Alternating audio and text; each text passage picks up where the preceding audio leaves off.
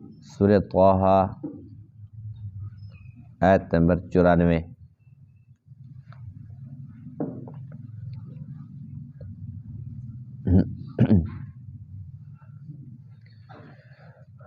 اعوذ باللہ من الشیطان الرجیم،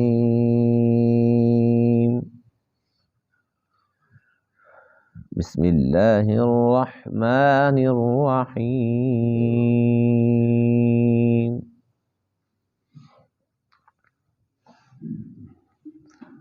قال فما خطبك يا سامري؟ قال بصرت بما لم يبصروا به فقبضت قبضة من أثر الرسول فنبذتها وكذلك سولت لي نفسي۔ قال فاذهب فإن لك في الحياة أن تقول لا مساس وَإِنَّ لَكَ مَوْعِدًا لَّن تُخْلَفَهُ وَانظُرْ إِلَىٰ إِلَٰهِكَ الَّذِي ظَلْتَ عَلَيْهِ عَاكِفًا لَّنُحَرِّقَنَّهُ ثُمَّ لَنَنسِفَنَّهُ فِي الْيَمِّ نَسْفًا انما الہکم اللہ الذی لا الہ الا ہو وسع کل شیء علما۔ صدق اللہ العظیم۔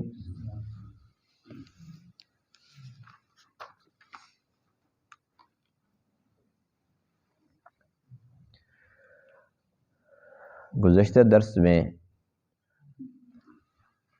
حضرت موسیٰ علیہ السلام اور حضرت ہارون علیہ السلام کا تذکرہ تھا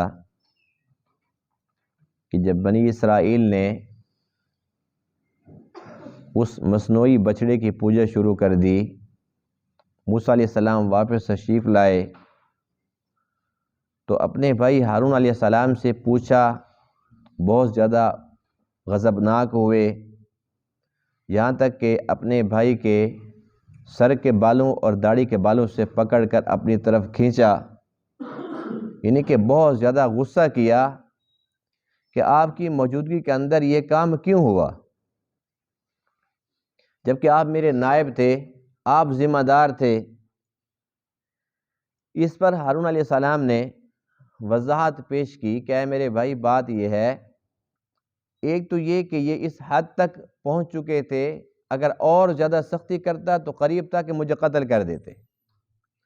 دوسرا یہ کہ اگر میں آپ کے پیچھے آپ کے پاس آ جاتا، جب میں ان کو چھوڑ دیتا تو پھر نہ ہی میری بات سنتے نہ مانتے، کم سے کم سن رہے ہیں تو یہ امید کی بات ہے کہ ہو سکتا ہے بات مان بھی لیں۔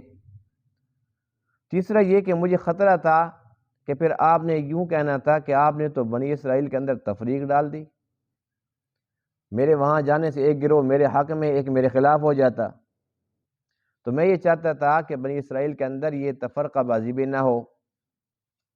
موسیٰ علیہ السلام نے جب یہ ساری کی ساری باتیں سنی تو آپ مطمئن ہو گئے کہ میرے بھائی نے تو اپنا کام کیا۔ اللہ کے نبی اسی چیز کے مکلف اور پابند ہیں کہ اللہ کا پیغام پہنچائیں اور محبت کے ساتھ، اخلاق کے دائرے میں رہتے ہوئے لوگوں کو اللہ کی طرف بلائیں۔ نبی یہ تھوڑی کر سکتے ہیں کہ کسی کے گریبان سے پکڑیں، نعوذ باللہ من ذالک، کسی کے سر میں ڈنڈا مار دیں، سختی کریں۔ اللہ کے نبیوں کا کام فقط اللہ کا پیغام پہنچانا ہوتا ہے۔ تو حضرت ہارون علیہ السلام نے بھی بہت احسن طریقے سے بنی اسرائیل کو سمجھانے کی پوری کوشش فرمائی، لیکن یہ بدنصیب لوگ تھے، انہیں آپ کی بات سمجھ نہ آئی اور صاف کہہ دیا کہ جب تک موسیٰ علیہ السلام واپس نہیں آتے تب تک ہم یہ سب کچھ کرتے رہیں گے، جب وہ آئیں گے اس کے بعد بات ہوگی۔ جب حضرت موسیٰ علیہ السلام نے اپنے بھائی ہارون علیہ السلام کی بات سن لی، آپ مطمئن ہو گئے، اس کے بعد پھر سامری کی طرف آپ متوجہ ہوئے، اس کے ساتھ آپ نے کلام فرمایا جس کا تذکرہ آج کے درس میں۔ موسیٰ علیہ السلام نے اس سے پوچھا کہ یہ بتا کہ تو نے یہ کیا کیا؟ تیرے دماغ میں یہ خیال کیسے آیا کہ بھئی یہ سارے زیور اکٹھے کر کے اس کے ساتھ میں بچڑا بنا لوں؟ اور پھر بچڑا تو نے بنا لیا تو پھر یہ آوازیں کیسے نکالنے لگ گیا؟ بس اس نے پھر ساری کی ساری وضاحت کر دی. اس نے کہا بات یہ ہے کہ جو چیز میں نے دیکھی ہے وہ کسی نے دیکھی نہیں. حضرت جبرائیل امین علیہ السلام گھوڑے کے اوپر سوار تھے اور اس نے دیکھ لیا تھا. کہتے بس میں نے عجیب چیز دیکھی. جب وہ گھوڑے کے اوپر سوار تھے، وہ جہاں پر گھوڑا پاؤں رکھتا تھا تو وہاں پر عجیب قسم کا سبزہ اگ جاتا تھا. تو میں نے کہا کہ گھوڑا بھی کوئی خاص ہے، اس کے اوپر جو سوار ہے وہ بھی خاص ہے، کوئی کرشمہ تو ہے. پھر میں نے کیا کیا کہ چپکے سے وہاں سے میں نے مٹی اٹھا لی، مٹی اپنے پاس محفوظ کر لی، اور میں تجربہ پتہ نہیں اس کے ساتھ کیا کرنا چاہتا تھا. شیطان نے مجھے ورغلایا اور تجربہ یہ کرا دیا کہ چلو یہ جو تو نے بچڑا بنایا اب وہ مٹی اس پہ ڈال. جب ایک زمین مردہ زندہ ہو سکتی ہے تو یہ بھی تو مردہ ہے، ہو سکتا ہے یہ بھی زندہ ہو جائے، یا زندہ نہ بھی ہو تو دیکھو ہوتا کیا ہے. میں تو ایسے تجربہ کر رہا تھا. شیطان ایسے کام تو کراتا ہے نا. شیطان نے ورغلایا کام کرا دیا. وہ کہتا ہے میں نے تو جیسے ڈالا یہ تو سچی سچی بچڑے والی آوازیں نکالنا شروع کر دی اس نے. بس پھر شیطان نے، میرے نفس نے مجھے ورغلایا اور میں نے سب کو کہا کہ یہ تو تمہارا الہ ہے. تو موسیٰ علیہ السلام بہت زیادہ غصہ ہوئے، فرمایا کہ تو دور ہو جا، اور اس کو سزا یہ دی. فرمایا کہ ایک تو تیرے دنیا کی سزا ہے، ایک آخرت کی. دنیا کی یہ ہے کہ فرمایا کہ تو کہے گا لا مساس. لا مساس کا معنی ہے کہ چھونا مت، یعنی کہ نعوذ باللہ جیسے بندے میں کوئی کرنٹ نہیں آ جاتا کہ جو اس کو چھوئے گا تو وہ مر جائے گا یا یہ مر جائے گا، جیسے بندے کے اندر کوئی کرنٹ آ جائے. حضرت موسیٰ نے فرمایا کہ تیرے لیے بد دعا ہے، دنیا کے اندر سزا ہے کہ تو یہ کہے گا لا مساس، کہ کوئی مجھے ہاتھ نہ لگائے، اور میں بھی کسی کو ہاتھ نہیں لگاتا، یعنی کہ سب دنیا سے الگ تھلگ کر دیا. اور فرمایا کہ جو آخرت کی سزا ہے وہ پھر باقی ہے، کیونکہ یہ ایک منافق انسان تھا اور منافقین تو جہنم کے اندر ہی جائیں گے. اس کے بعد پھر موسیٰ علیہ السلام نے فرمایا کہ تیری تو سزا یہ ہوگی کہ تو مجھ سے دور. دوسرا یہ کہ تو ہر وقت ایک ہی بات کہے گا، جو تیرے قریب لگے گا، ہاتھ ملائے گا، تیرے ساتھ چھونے کی کوشش کرے گا تو فوراً کہے گا لا مساس، مجھے چھونا مت. اور آخرت کی سزا پھر وہ باقی ہے. فرمایا کہ اب تیرے الہ کے ساتھ دیکھو میں کیا کرتا ہوں. وہ جو بچڑا بنا ہوا تھا اس بچڑے کو پھر آپ نے آگ لگوا دی. ظاہر سی بات ہے کہ وہ سونے کا تھا، اور سونے کو آگ لگانے کے ساتھ وہ سونا ختم تو نہیں ہو جاتا. تو بہرحال جب اس کو آگ لگائی تو یوں سمجھ لو کہ جیسے آج کل کہتے ہیں کہ یہ برادہ بن گئی ہے، تو وہ پھر برادہ بن گیا، مٹی کی شکل میں آ گیا. موسیٰ علیہ السلام یہ چاہتے تھے کہ اس کا نام و نشان مٹ جائے، اس لیے کہ یہ ایک شرک کا استعارہ بن چکا ہے، ایک نشانی بن چکی ہے. جب تک اس کا کام تمام نہیں کر دوں گا تب تک بنی اسرائیل کے دل کے اندر اس کی محبت رہے گی کہ بچڑا تھا تو صحیح، بولتا بھی تھا، پتہ نہیں کیا بات تھی. تو یہ تذکرہ چلتا ہی رہے گا، ان لوگوں کے دل کے اندر محبت رہے گی. اگر میں اس کو غائب کر دوں، کہیں چھپا دوں، یہ پھر بھی نکال کر لے آئیں گے. آپ نے کیا کیا کہ اس کو مکمل طور پر جلا کر راکھ کر دیا، خاک کر دیا. پھر اس خاک کے ساتھ بھی تو ان کی محبت رہتی کہ ہے تو وہی سونا، برادہ بنا پڑا نا، اب ہے تو اصل سونا، ہے تو وہی ہمارا بچڑا جو آوازیں نکالتا تھا. موسیٰ علیہ السلام نے کیا کیا کہ پھر اس کو اسی دریا کے اندر بہا دیا تاکہ اس کا ریکارڈ ختم ہو جائے. لیکن بنی اسرائیل کے دلوں کے اندر شیطان نے ایسی اس کی محبت ڈال رکھی تھی کہ بہت سارے لوگ ایسے تھے کہ وہ اس کی محبت میں جا کر جان بوجھ کر اس دریا کا پانی پینے لگے. بھئی جب پانی پئیں گے تو ہے تو بابرکت ہے نا، جیسے آج کل کہتے ہیں خاک شفا، تو خاک شفا کو جا کے چاٹ لیتے ہیں. تو ان لوگوں نے کہا کہ بھئی چلو پانی کے اندر چلی گئے تو پانی کو پی لیتے ہیں، ہمارے اندر تو جائے گا نا بچڑا، ہے تو بابرکت. موسیٰ علیہ السلام یہ سارا کچھ اس لیے کر رہے تھے کہ ان کے دل میں اللہ کی محبت آئے اور غیر اللہ کی محبت نکلے، یہ لوگ شرک سے بچیں اور ان کا عقیدہ توحید مضبوط رہے. لیکن چونکہ بچڑے کے ساتھ ان کا انس بڑھ چکا تھا، پانی پینا شروع کر دیا. جیسے ان لوگوں نے پانی پیا تو جو لوگ اس سے پہلے اس کی پرستش کر چکے تھے ان کے چہروں کے رنگ تبدیل ہو گئے، یعنی کہ زرد رنگ کے ہو گئے، یا ایسے ہو گیا کہ پتہ چلتا تھا کہ ان لوگوں نے پیا ہے اور یہ لوگ پہلے اس کی پرستش کر چکے ہیں، اسے محبت کرتے ہیں۔ اب یہ گناہ اتنا بڑا تھا، آج کے درس میں تو اتنی سی بات ہے کہ موسیٰ علیہ السلام نے سارا کچھ کرنے کے بعد پھر ان سے ارشاد فرمایا کہ دیکھو اب یہ تمہارا بچڑا ختم ہو چکا ہے، اور پہلے بھی اللہ تمہارا الہ تھا اور آج بھی اللہ ہی الہ ہے، اور صرف نہ تمہارا بلکہ میرا بھی، سب کا، ہر ایک کا الہ اللہ ہے، اور وہ وحدہ لا شریک ہے، اس کے علاوہ اور کوئی بندگی کے لائق نہیں ہے۔ عقیدہ سمجھا دیا۔ پھر اس کے بعد قرآن مقدس کے مختلف مقامات پر اسی واقعے کو مختلف انداز سے اللہ تعالیٰ نے ارشاد فرمایا ہے۔ تو اس کا جو اینڈ تھا وہ یہ تھا کہ جب یہ سارا کچھ کر چکے اور پھر بھی بچڑے کی محبت کے اندر مرے جا رہے تھے، پھر اللہ تعالیٰ نے ان کے اوپر پھٹکار ڈالی کہ ان کے رنگ تبدیل کر دیے چہروں کے، جن لوگوں نے وہ پانی پیا تھا۔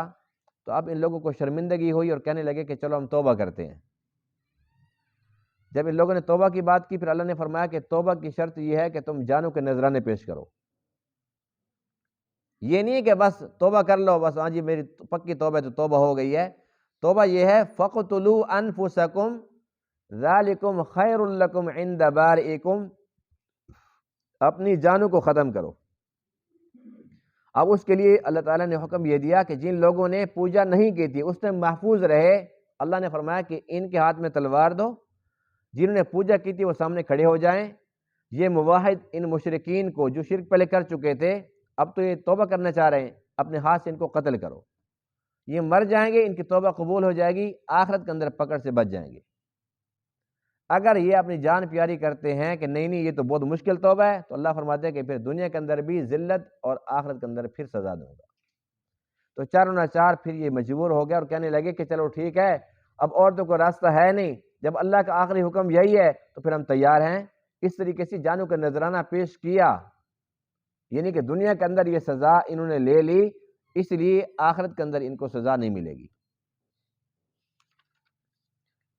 قال فما خطبک یا سامری، موسیٰ علیہ السلام نے فرمایا تیرا کیا حال ہے اے سامری، جو کچھ تو نے کیا، تو اپنی رویداد سنا کہ تو نے سارا کچھ کیا کیسے۔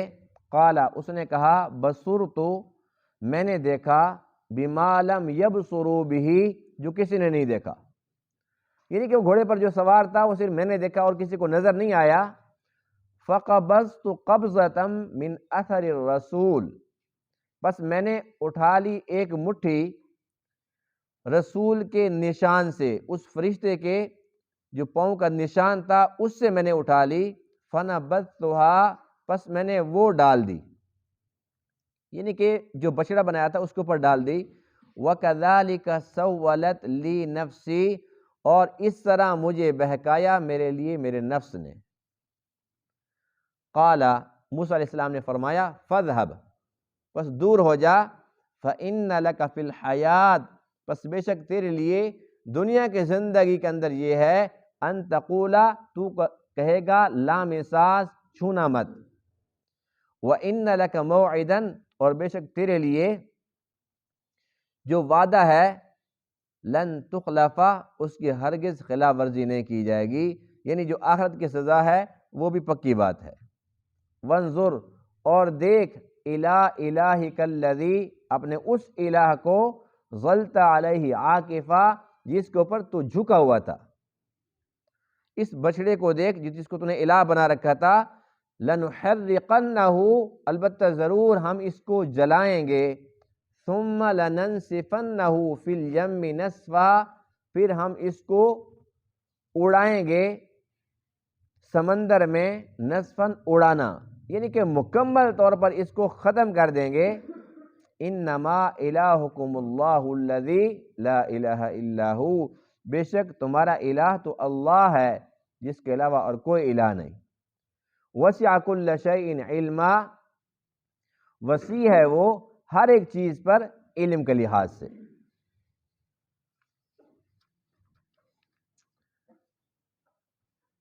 یہ سامری جس کے اندر بہت ساری باتیں عجیب تھی ابتدا سے ہی، جیسا کہ میں نے گزشتہ چند درس پہلے یہ بات عرض کی تھی کہ اس کا نام بھی موسیٰ تھا۔ موسیٰ علیہ السلام جن کے والد کا نام عمران تھا، موسیٰ بن عمران، اس کا نام موسیٰ تھا، اس کے باپ کا نام ظفر تھا، موسیٰ بن ظفر۔ جب یہ پیدا ہوا تو اس کی ماں نے اس کو ایک غار کے اندر جا کر ڈال دیا، اس ڈر سے کہ فرعون کو پتہ چل گیا تو بچوں کو وہ قتل کرا رہا ہے تو اس کو بھی قتل کرا دے گا۔ اللہ تعالیٰ نے ایک ہی وقت کے اندر موسیٰ علیہ السلام کو فرعون کے گھر بھیج دیا، فرعون کی ڈیوٹی لگا دی کہ اس کی پرورش تیرے ذمہ ہو گئی۔ 90,000 بچے قتل کرائے، لیکن جس بچے نے اس کی بادشاہت کے خاتمے کا سبب بننا تھا، اللہ نے فرمایا کہ اب یہ تیرے اپنے گھر کے اندر پہنچ چکا ہے، میں اپنی قدرت دکھاؤں گا کہ وہ 90,000 بچے تو نے ایسے قتل کرا دیے، یہ بچہ موجود بھی رہے گا، تو اس کا کچھ بھی نہیں بگاڑ سکتا، تیرے گھر کے اندر تیرے رزق سے پلے گا۔ اور اسی دوران بنی اسرائیل کے لیے ایک مسیحا ہے موسیٰ علیہ السلام، جن کے صدقے سے بنی اسرائیل کو نجات ملی، فرعون سے، آل فرعون سے، فرعونی لشکروں سے نجات عطا ہوئی، ان کو آزادی نصیب ہوئی۔ اور اسی وقت کے اندر موسیٰ بن ظفر جو غار کے اندر تھا، اس کی پرورش کے لیے اللہ تعالیٰ نے جبرائیل کو بھیجا۔ ہر روز آتے تھے جبرائیل اور آ کر اس کے منہ کے اندر ایک انگلی دیتے تھے تو دودھ نکلتا تھا، دوسری دیتے تھے تو شہد نکلتا تھا۔ اب اللہ تعالیٰ کی قدرت دیکھو کہ جو فرعون کے گھر کھاتا ہے پیتا ہے وہ نبی بنتا ہے، جو جبرائیل کی انگلیوں سے کھاتا ہے، جنت کے کھانے کھاتا ہے، وہ شیطان بن جاتا ہے نا اللہ تعالیٰ کی قدرت۔ اب ایک ہی وقت میں چونکہ وہ بھی موسیٰ بن عمران اور یہ موسیٰ بن ظفر، یہ دونوں بڑے ہو رہے ہیں اور بڑے ہو گئے۔ اب بنی اسرائیل کے نجات کے لیے موسیٰ علیہ السلام زور لگا رہے ہیں کہ یہ کسی طریقے سے غلامی سے تو نکل ہی آئے ہیں، چلو ان کا عقیدہ مضبوط ہو جائے، یہ جہاد کریں جیسے اللہ تعالیٰ کا حکم ہے وہ مانیں اور یہاں سے چلی جائیں پھر شام و فلسطین۔ اسی دوران وہ اللہ کے دربار میں حاضر ہوتے ہیں اعتکاف کرنے کے لیے۔ ادھر سے یہ جو موسیٰ تھا، موسیٰ بن ظفر، جو سامری کے لقب سے مشہور تھا، اس نے اپنی کارستانی شروع کر دی کہ یہ سنارا تھا، سونے کا کام جانتا تھا، تو اس نے وہ سارے کے سارے جو زیورات اکٹھے کیے، اس کا بچڑا بنا دیا۔ اب بچڑا بنانے کے بعد اس کے اندر جو وہ خاک ڈالی تو وہ اصل بچڑے والی آوازیں نکالنے لگا بچڑا، تو بنی اسرائیل کو کہتے ہیں کہ دیکھو الہ تو یہ ہے، اس کی آوازیں سنو۔ موسیٰ چلا گیا وہاں، وہ کس الہ سے باتیں کرتا ہے، کہتے ہیں میں کلیم اللہ ہوں، اللہ تعالیٰ کے ساتھ کلام ہوتا ہوں، الہ تو یہاں پر ہے۔ تو بنی اسرائیل کے کافی سارے لوگ وہ گمراہ ہو گئے۔ جب موسیٰ علیہ السلام نے پوچھا اے سامری یہ بتا کہ یہ سارا کچھ تو نے کیوں کیا، وہ کہتا ہے جی میں نے دیکھا ایک سوار کو۔ اب اس نے کیسے دیکھ لیا؟ ہوا یہ تھا کہ جب بنی اسرائیل سمندر میں چلے گئے تھے، اللہ تعالیٰ کی قدرت سے سمندر نے ان کو خشک راستہ دے دیا۔ وہ جب گزر گئے تو اب فرعون کی باری تھی، فرعون لشکروں سمیت جب آ رہا تھا، جب اس نے دیکھا کہ دریا کے اندر سے راستے کیسے بن سکتے ہیں، میں تو لوگوں کو ویسے جھوٹ بولتا ہوں کہ میں رب اعلیٰ ہوں، لیکن میں تو کچھ بھی نہیں ہوں، سارا کچھ جانتا تھا نا۔ اس نے کہا سمجھ نہیں آتی یہ راستے بن کیسے گئے ہیں۔ اب یہ ڈرنے لگا کہ ایسا نہ ہو کہ جب میں داخل ہوں تو یہ راستے ختم نہ ہو جائیں۔ اس کے اندر ڈر تھا، قریب تھا کہ یہ بھاگ جائے۔ اللہ تعالیٰ نے اسی وقت جبرائیل علیہ السلام کو بھیجا۔ حضرت جبرائیل آئے گھوڑے کے اوپر سوار، اور وہ فرعون کے گھوڑے کے پاس سے گزرے اور پہلے وہ چلے گئے سمندر کے اندر۔ اب جو اس کا گھوڑا تھا وہ اس گھوڑے کی دیکھا دیکھی، اس کے پیچھے سمندر میں فرعون نے بڑا زور لگایا کہ بھی کسی طریقے سے گھوڑا اندر داخل نہ ہو پانی میں، ادھر نکل جائے ادھر بھاگ جاؤں، پھر لوگوں کو جیسے بھی ورغلاؤں گا۔ لیکن جبرائیل کا جو گھوڑا تھا وہ آئے اس لیے تھا کہ فرعون کے گھوڑے کو دریا کے اندر پہنچا کے اور اس کے بعد پھر نکل جائے۔ اب اس دوران جب یہ گھوڑا آیا تو اس گھوڑے کا یہ کرشمہ تھا کہ جیسے وہ جہاں پر پاؤں لگاتا تھا، گھوڑا پاؤں لگاتا تھا تو وہیں پر سبزہ اگاتا تھا۔ اب بنی اسرائیل جو تھا، بنی اسرائیل تو گزر چکے تھے، ابھی تک فرعون آنے والا تھا، راستے تو ابھی تک موجود تھے۔ سامری چونکہ منافق تھا تو یہ پیچھے پیچھے بھاگتا ہوگا نا ڈر کی وجہ سے، اس نے پیچھے سے دیکھا کہ یہ گھوڑے کے اوپر سوار ہے، اور جیسے اس کا پاؤں نیچے آتا ہے تو وہاں سے سبزہ اگاتا ہے، بڑا حیران ہوا کہ یہ کیسا گھوڑا ہے اور سوار کیسا ہے۔ اس نے کیا کیا کہ جلدی سے بھاگ کر نا، جہاں پر اس نے دیکھا کہ یہاں سے سبزہ ہو گیا ہے، اسی جگہ سے تھوڑی سی مٹی لے لی۔ اس نے کہا گھوڑے میں کوئی نہ کوئی کرشمہ ہے، شیطان طبیعت تو پہلے تھا۔ اس نے کہا چلو میں بھی تجربہ کروں گا، اس مٹی کو کہیں ڈال کے دیکھوں گا بھی وہاں سبزہ اگتا ہے کہ نہیں اگتا، یہ جو بھی اس کے دماغ میں بات ہوگی۔ اس طریقے سے مٹی اس کے ہاتھ میں لگ گئی۔ اب یہاں پر بھی بڑی ایک حیران کن بات ہے نا کہ سب وہاں پر موجود ہیں، لیکن جبرائیل صرف اسی سامری کو نظر آتا ہے۔ کیوں؟ سامری نے پہلے بھی جبرائیل کو دیکھا ہوا تھا نا، جب جبرائیل آتے تھے غار کے اندر اور اس کو وہ خوراک دیا کرتے تھے، اس نے پہلے دیکھا ہوا تھا، اس کا تعارف پہلے سے تھا، اس کو اس لیے پھر نظر آ گیا کیونکہ پہلے بھی دیکھا تھا، باقی کسی نے دیکھا نہیں تھا، کسی کو نظر ہی نہیں آیا۔ اب اس نے کیا کہ مٹی لے کر تو چلا گیا، بنی اسرائیل کو اس نے کہا کہ تم اپنے سارے کے سارے زیورات مجھے دے دو، اور زیورات انہوں نے خوشی سے کیوں دے دیے؟ سونا کوئی کسی کو دیتا ہے؟ انہوں نے اس لیے دے دیے کہ اس وقت بنی اسرائیل کی جو شریعت تھی، موسیٰ علیہ السلام کی جو شریعت تھی بنی اسرائیل کے لیے، وہ یہ تھی کہ مال غنیمت ان کے لیے حلال نہیں تھا۔ ان کے لیے قربانی کرتے تھے، اس کو استعمال نہیں کر سکتے تھے، جہاد کرتے تھے تو مال غنیمت کو استعمال نہیں کر سکتے تھے۔ اس امت کے لیے دونوں چیزیں حلال ہیں، ہم قربانی کے جانور ذبح کرتے ہیں، خود کھا جاتے ہیں، دوستوں کو کھلاتے ہیں، عزیز و اقارب کو کھلاتے ہیں، ہمارے لیے جائز ہے۔ مال غنیمت ہمارے لیے حلال ہے، طیب ہے، ان کے لیے حلال نہیں تھا۔ تو ان کا گمان یہ تھا کہ دیکھو فرعونی اور سارے کے سارے وہ تو گئے مر، اب فرعونیوں کے جو ہمارے پاس زیورات ہیں یہ تو بطور مال غنیمت ہیں، ہمارے لیے ان کے استعمال تو جائز نہیں ہے، اس لیے انہوں نے پھینک دیا کہ یہ لو ہمارا تو اس سے تعلق واسطہ ہی نہیں ہے۔ انہیں خوشی خوشی دے دیے۔ اس نے بھی ان کے سامنے پہلے پھینک دیے کہ چلو تم بھی پھینک دو، میں بھی پھینک دیتا ہوں، بعد میں جا کے سارا اکٹھا کر کے اس کے بعد اس کو پھر پگھلا کے اس کا بچڑا بنا ڈالا۔ بچڑا جب بنایا تو پھر اس کے اندر جب وہ مٹی ڈالی، اس نے تجربہ کیا، اس کو پتہ نہیں تھا کہ کیا ہو جائے گا، لیکن دماغ میں یہ بات ضرور تھی کہ مٹی میں کوئی کرشمہ ہے۔ وہ کرشمہ اس کو یوں نظر آ گیا کہ جیسے اس نے مٹی ڈالی تو وہ حقیقی بچڑے والی آوازیں نکالنا شروع کر دی۔ لوگ تو پریشان ہو گئے، بھئی یہ تو سونے کس نے بنایا تھا اور یہ آوازیں سچی والا بچڑا جیسے نکال دے تو ویسے نکل رہی۔ عوام کا تو مزاج یہی ہوتا ہے نا کہ اس قسم کی باتیں سن لے، کسی درخت کے بارے میں پتہ چل جائے وہ درخت رو رہا تھا جی، وہ فلانی بلڈنگ رو رہی تھی، وہ قبر کے اندر سے آنسو نکل رہے تھے، فلانے بندے نے فلاں چشمے کے اوپر وہ نہایا تو ساری بیماریاں ختم ہو گئی ہیں، وہ کینسر کے اتنے بندے ٹھیک ہو کے آ گئے ہیں، فلاں جگہ پر بندہ گیا، اس نے یہ بندے نے پھونک ماری، اس کے دل کے سارے وال کھل گئے۔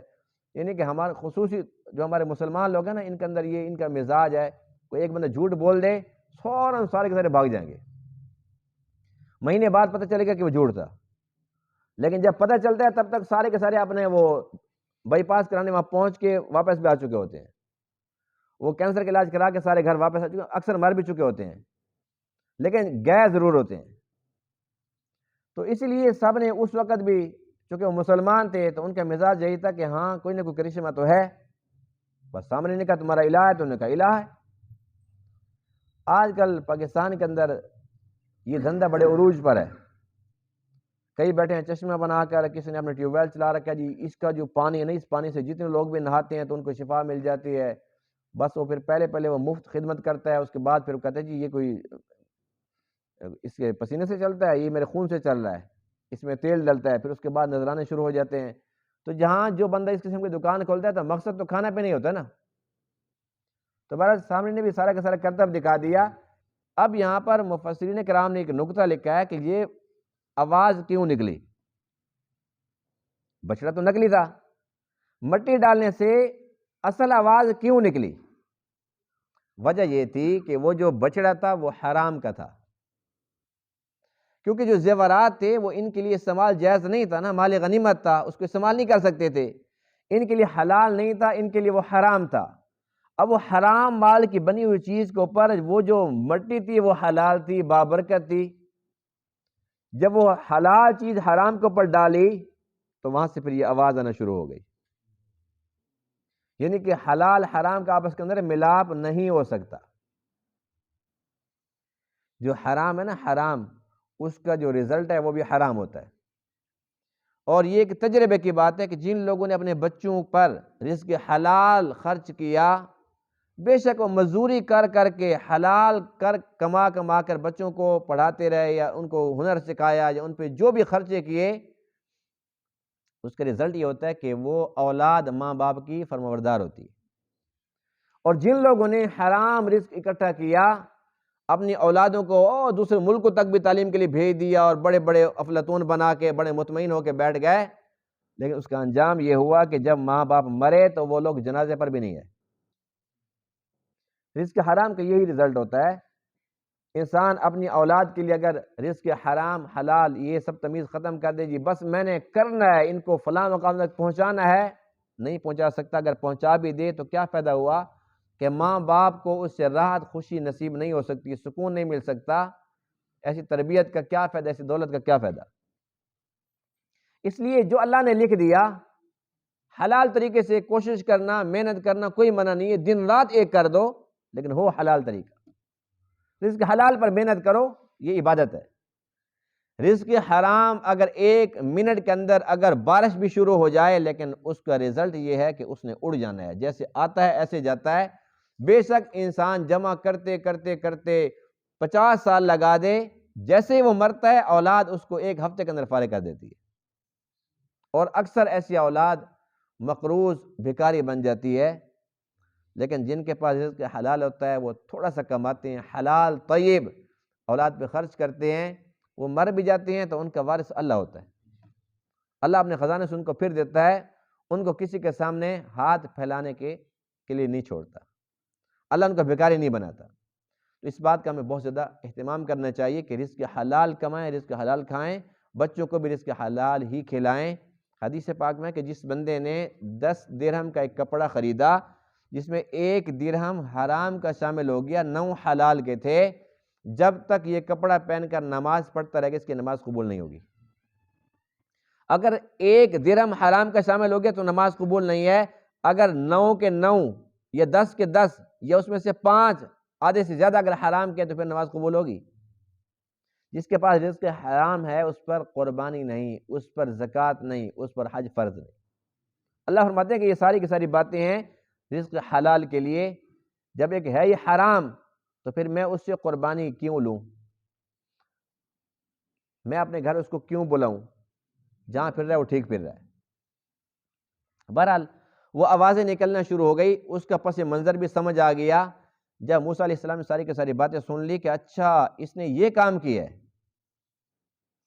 پھر آپ نے فرمایا فَاذْهَبْ، اب تو دور ہو جا، تو یہاں سے چلا جا، تیرے لیے سزا یہ ہے کہ تو کہے گا لا مساس۔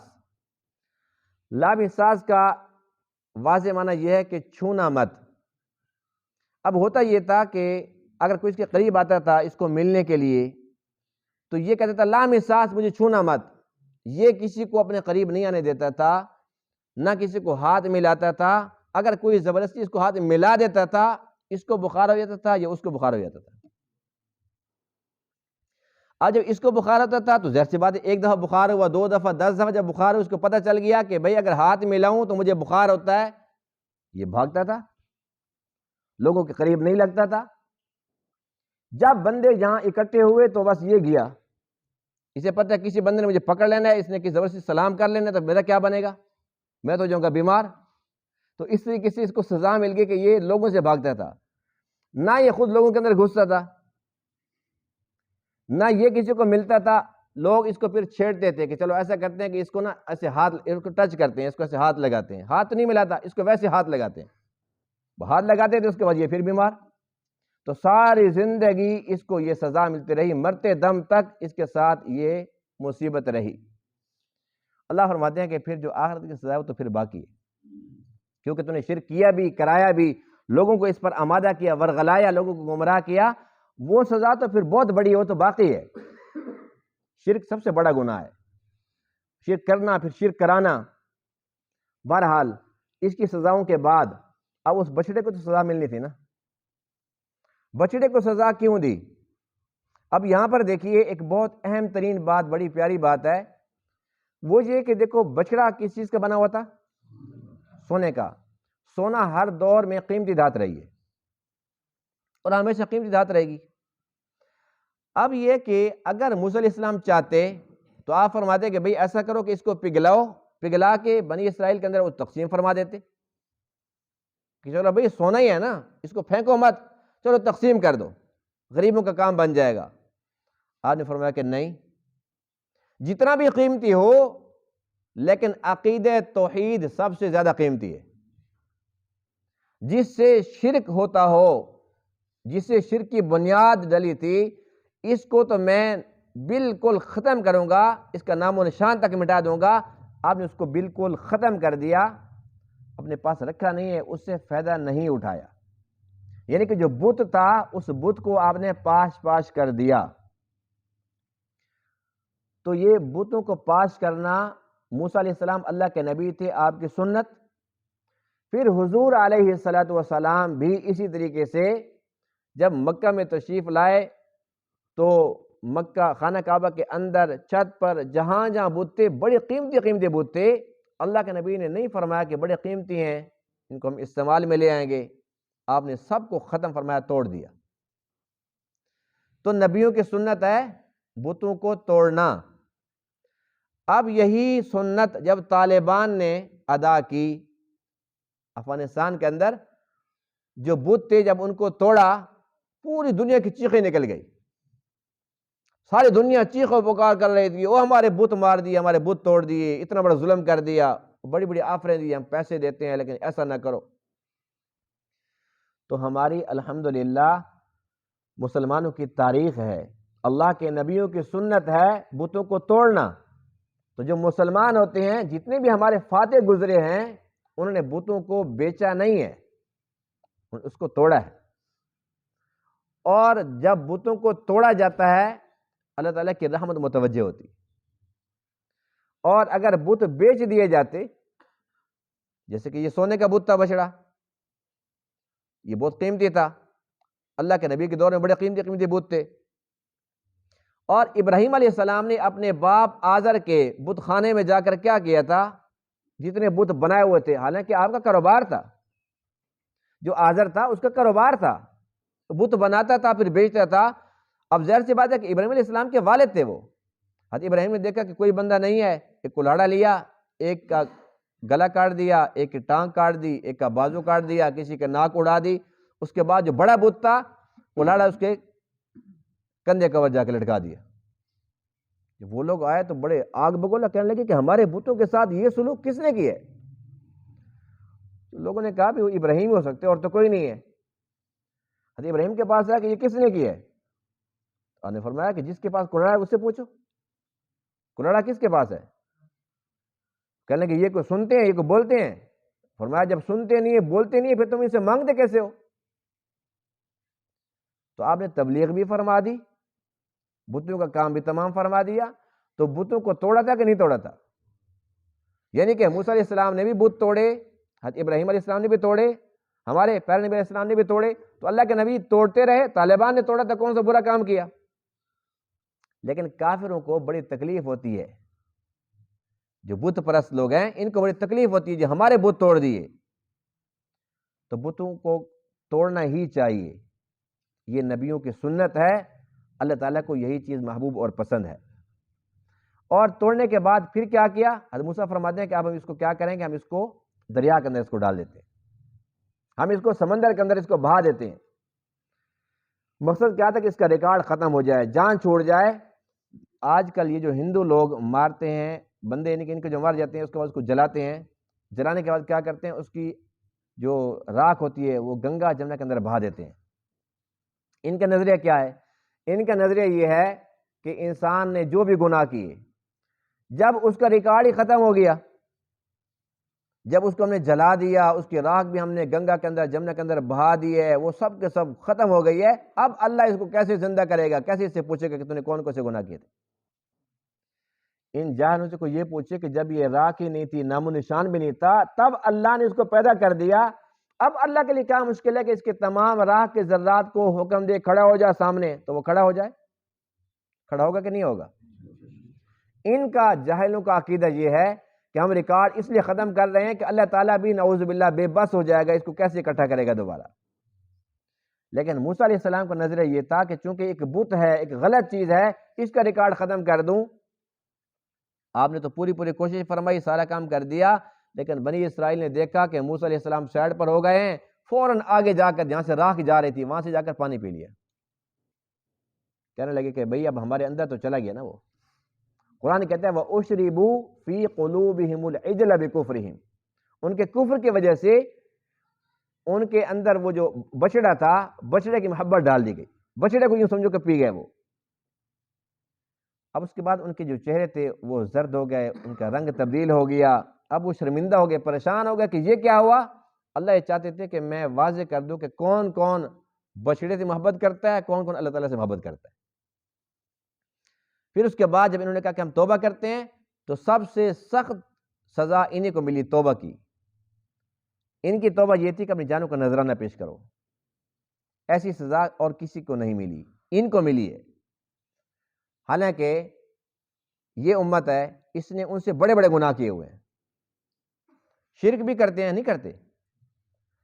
اور اگر اس امت کے اندر کوئی بندہ 100 سال تک بھی شرک کرتا رہے، اب وہ کہتے ہیں جی میں توبہ کرتا ہوں، اللہ فرماتے تو نے کہا میں نے کر لی قبول۔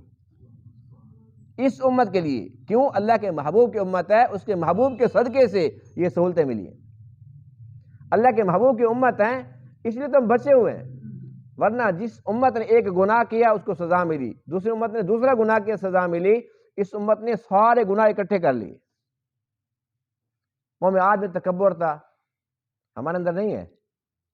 قوم شعیب کے اندر ناتول کے اندر کمی تھی، ہمارے اندر نہیں ہے۔ یعنی کہ ایک بیماری ایک امت میں آئی، ایک گناہ کے سبب وہ سارے کے سارے ہلاک ہو گئے۔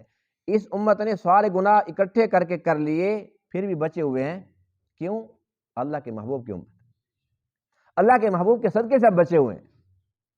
تو ہمیں چاہیے کہ ہم اللہ کے محبوب کے ہم بھی تو کچھ لاج رکھیں، ہمیں بھی تو احساس ہونا چاہیے، ہمیں بھی تو کچھ نہ کچھ شرمندگی ہونی چاہیے کہ اللہ کے نبی نے ہمارے لیے اتنی دعائیں فرمائیں اور ہمارا یہ حال ہے۔ بنی اسرائیل نے توبہ کی، جانوں کے نذرانے پیش کیے، جو کچھ تھا دنیا کے اندر ختم ہو گیا۔ آج ان کا تذکرہ تو کر رہے ہیں، لیکن جن لوگوں نے جانوں کے نذرانے پیش کر دیے، آخرت کے اندر وہ سرخرو ہو کے چلے گئے۔ جو کچھ بھی کیا تھا اللہ نے ان کو معاف فرما دیا۔ لیکن اس امت کے لیے کتنی آسانی ہے، یہ بھی شرط نہیں کہ تم وضو کر کے آؤ، 2 رکعت نفل پڑھو، یہ طریقے ہیں، کوئی فرض واجب نہیں ہے۔ اتنا آسان ہے اس امت کے لیے کہ بندہ دل ہی دل میں عہد کرتا ہے کہ یا اللہ میں بہت شرمندہ ہوں، کسی کو بتاتا نہیں ہے، بس صرف اللہ کے ساتھ بات ہے، وہ بھی دل ہی دل کے اندر، اللہ میں شرمندہ ہوں، اے اللہ بس اب میں پکی توبہ کرتا ہوں، میں عزم کرتا ہوں آج کے بعد پھر یہ گناہ نہیں کروں گا۔ یعنی اس نے دل ہی دل میں اللہ کے ساتھ بات کی، توبہ قبول ہو گئی۔ جب اللہ کی عنایت اتنی زیادہ ہیں تو پھر دیر کس بات کی ہے؟ یعنی اللہ تعالیٰ اس امت پر اتنا مہربان ہے، حدیث پاک میں ہے کہ جب ایک بندہ گناہ کر کر کے تھک جاتا ہے، اللہ انتظار میں ہوتا ہے کہ میرا بندہ کب توبہ کرے گا، اللہ انتظار میں ہے۔ اور جب توبہ کر لیتا ہے پھر حدیث پاک کے الفاظ ہیں، اللہ فرماتے ہیں کہ میرے بندے نے میرے ساتھ صلح کر لی۔ الفاظ کو دیکھو، حالانکہ صلح جنگ ہوتی ہے برابری کے بنیاد پہ، کہاں خالق کہاں مخلوق، کہاں اللہ کی ذات بلند ترین ذات اور کہاں ایک انسان جو وہ بھی گناہ کر کے بیٹھا ہوا ہے۔ پھر اللہ یہ نہیں فرماتے کہ میں نے صلح کر لی، اللہ فرماتے ہیں کہ میرے بندے نے ویسا صلح کر لی۔ یعنی اللہ تعالیٰ کو اس امت سے اتنا پیار ہے، تو ہمیں چاہیے کہ ہم بھی ہر وقت توبہ کے ساتھ رہیں، صبح شام توبہ بھی کرتے رہیں، تجدید توبہ۔ یعنی کہ تجدید توبہ کا مطلب یہ ہوتا ہے کہ توبہ تو ہم نے کر ہی رکھی پکی لیکن اس کی یاد دہانی تجدید کرتے رہیں، صبح شام۔ اگر ہم ہر وقت توبہ کے ساتھ رہیں گے، جب بھی اللہ کا بلاوا آئے گا ہم توبہ کے ساتھ ہوں گے۔ تو انشاءاللہ چونکہ ہر روز توبہ کرتے ہیں، 2 مرتبہ کرتے ہیں، اس سے بھی زیادہ بار کرنی چاہیے۔ جب اللہ کے پاس جائیں گے توبہ کے ساتھ جائیں گے، جو توبہ کے ساتھ چلا گیا، حدیث پاک میں ہے التائب من الذنب کمن لا ذنب لہ، گناہ سے توبہ کرنے والا ایسا ہے کہ اس نے گناہ کیے ہی نہیں۔ یعنی اللہ کے پاس جائیں گے تو پاک صاف ہو کر جائیں گے، کتنا بڑا درجہ ہے۔ تو آج عزم کریں کہ انشاءاللہ ہر وقت ہم توبہ کے ساتھ رہیں گے انشاءاللہ۔ اللہ تعالیٰ تمام باتوں کو سمجھنے عمل کرنے کی توفیق عطا فرمائے۔ وآخر دعوانا الحمد للہ رب العالمین.